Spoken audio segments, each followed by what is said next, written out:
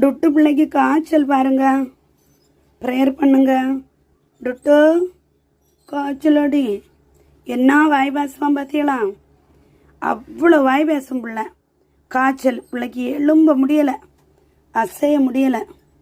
டாக்டருக்கு சொல்லியிருக்கு, இவன் மருந்து கொடுத்துருக்கேன். ரொம்ப காய்ச்சல், என்ன காய்ச்சல் பிள்ளைகளுக்கு மாதிரி நம்ம வீட்டில் வளர்த்தாக்கி அந்த பிள்ளைகளுக்கும் அப்படியே வந்துடுது.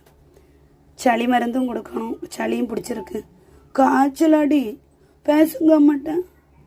காய்ச்சலாடி தங்கம், காய்ச்சலாடி, என்ன காய்ச்சலப்பா. டாக்டர் வந்தால் தான், ஒரு ஊசி போட்டால் தான் சரியாகும். எழும்பவே முடியலை பிள்ளைக்கு.